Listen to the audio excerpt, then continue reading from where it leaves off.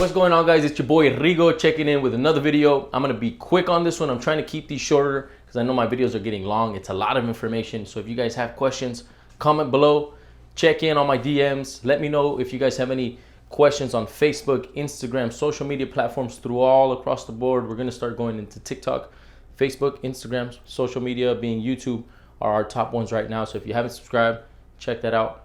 Realtainment, that's R-E-A-L. Tain, T-A-I-N, ment, M-E-N-T. Realtainment, we're talking about real estate, game, real estate information, and a little bit of an entertainment background onto it, guys. So if you haven't subscribed, subscribe, like, comment, share, follow if you haven't. We're gonna jump right into it, guys. Today we're talking about 1031 exchange. This goes out to my sellers, to my investors, anyone that has a property that is looking to sell and is gonna have some sort of a capital gains tax. What does capital gains tax mean? Real quick, it's when you have a property, let's just say this goes in taxes, I'm sorry, not taxes, this goes into stocks, but we're gonna be talking into real estate. It goes into a lot of things. You basically purchase something and you purchase it 5 years ago for $500,000, 500,000. Now, 5 years later, it's worth $1 million, right? Let's just say $1 million. It's gained $500,000 in simple equity. However, you're also paying down that primary loan every year. So let's just say you've dropped $100,000, purchased for 5, you lowered 100 on the payments on the primary balance, and you've also gained another 5 in equity. So now it's worth $1 million. You have about $600,000 in equity. Typically, if it's a personal residence, a single family dwelling, they do not, SFRs, they do not fall into the criteria of a 1031 exchange because it's considered a personal residence, guys. So that's one of the cons. I'm gonna jump onto that side. One of the cons there, only for investment or business properties, meaning anything that's a duplex and above. 2, 3, 4, 5 units, commercial units, restaurants, buildings, businesses, things like that. You can use this as an exchange to defer the tax payment.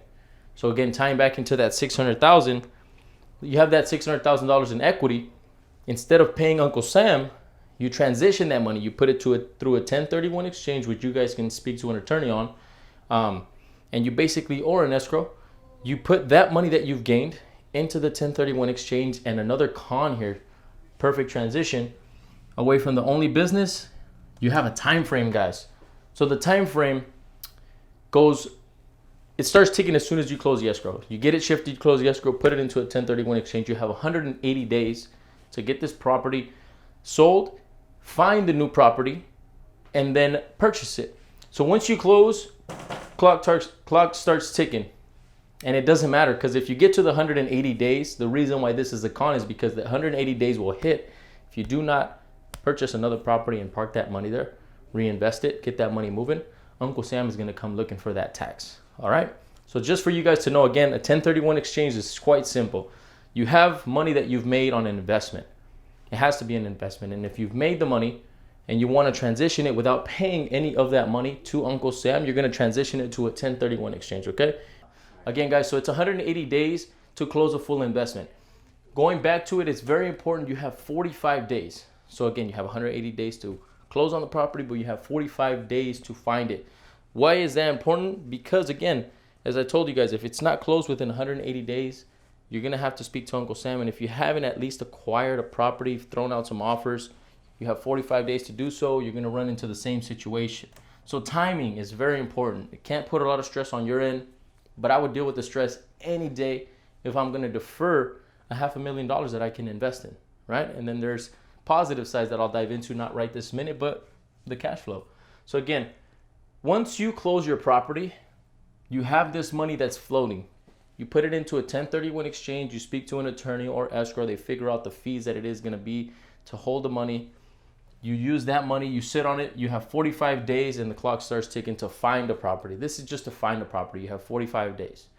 Once you find your property, 180 days to close. Gives you about 6 months, right? Going into consideration, 30 days a month. You have about 6 months to close on the property. If you've managed to close a property, you're not paying Uncle Sam anything, you're going to be only able to purchase investment or business, which is not a big deal because I'll dive into the cash flow positives and the pros in just a minute. But it's not a big deal if you've done your time frames and you can purchase another investment, right? You've parked your money, you're able to purchase another investment. The last con that I'm going to give you is going to be you're purchasing a lot of times with timing like that. There's pressure. There's a lot of pressure to find something, and you know, there's a lot of people doing the same thing. The market doesn't have a lot of properties that are selling right now. So you can run into that issue of having trouble finding something and being able to park it. Okay, guys, and I do have an answer for you. If you can't find a property and you don't want to pay taxes, I'll talk to you guys at the end. But coming back to it, with rush time and bad timing comes bad deals. Bad deals. You won't have a 6 cap on an investment. You won't have a 20% equity gap when you purchase this property. Sometimes you might just cut it even and you'll be at zero, maybe $100, just enough to pay it, which is fine. If you're still parking the money into an investment, eventually it'll grow some gains and you're still not negative. Okay, guys, so really consider that.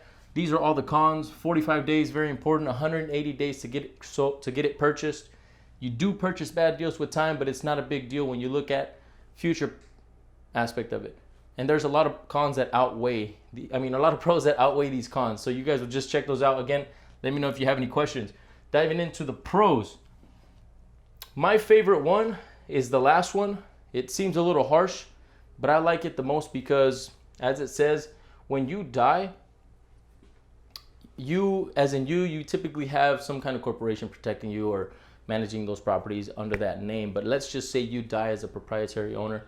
You do not shift over all that tax debt, tax deferment to your children. They still manage to keep it. Of course, you got to go into the whole legality issue of it, of who's going to keep what. But if you die, the deferment is relinquished. What does that mean? You don't have to pay Uncle Sam. If you owe Ben Mala, for instance, I don't know if you guys follow Ben Mala, check him out. Huge investor.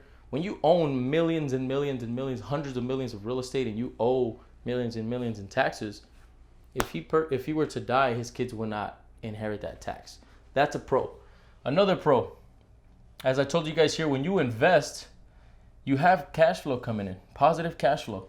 What does that mean? You're not paying any taxes. You're not losing in the $600,000 in equity. You're not losing any taxes on that. You're just getting cash flow back. You park your money, get some money back every month, which is super important. Moving it on, again, these two are probably the first, but you don't pay any taxes. It's deferred, and the upside of purchasing it is a rule in the 1031 exchange game has to be a business or some kind of an investment purchase, and it has to be larger than the one that you've closed. So again, you get to upsize. That's a pro. It can be a con depending on how you look at it, but when we look at it, on my opinion, you're going up. You go from a duplex, maybe you purchase a fourplex. You go from a fourplex, maybe you double up and purchase 8 units or 10 units. So really thinking about it, you're just growing that dollar. You're growing the dollar, and you're not paying any taxes, guys. The most important thing here is you're not paying any taxes. So just wrapping this one up really quickly. A lot of people ask this, and a lot of people are misinformed.